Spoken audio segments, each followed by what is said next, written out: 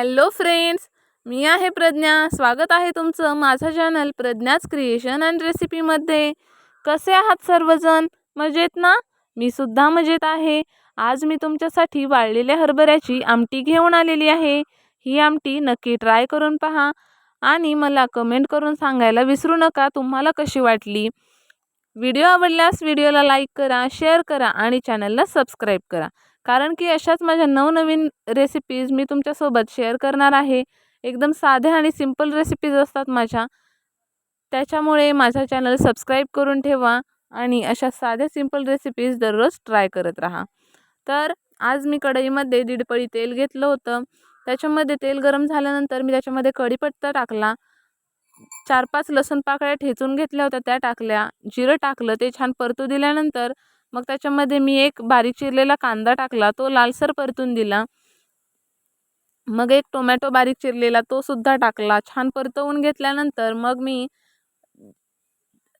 आलं, लसूण, खोबरं, परत कांदा, टोमॅटो या गोष्टीचं वाटण मी 4-5 दिवसाचं अगोदरच करून ठेवत असते. तर हे वाटण मी त्याच्यामध्ये थोडंसं टाकलं होतं. छान त्याला परतू दिलं. त्याच्यानंतर आवडीनुसार आपण तिखट टाकायचं. मी 1 चमचा तिखट टाकलं होतं. थोडीशी हळद छान परतू दिल्यानंतर मग मी ऑलरेडी शिजवून घेतलेले हरभरे टाकले.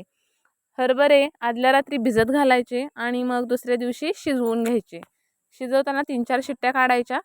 मीठ टाकून शिजवून घ्यायचं. खूप छान लागतं. तसंच ते मीठ टाकलेले शिजवलेले हरभरे पण खायला खूप छान लागतात.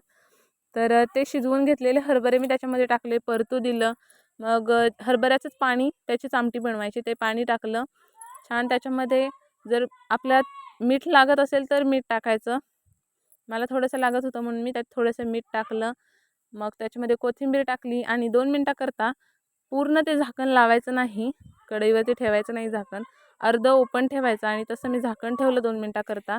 नंतर त्याला उकळी आल्यानंतर मग मी थोडासा गरम मसाला टाकला आणि शेंगदाण्याचा कूट टाकला आणि उकळी एक काढून घेतली.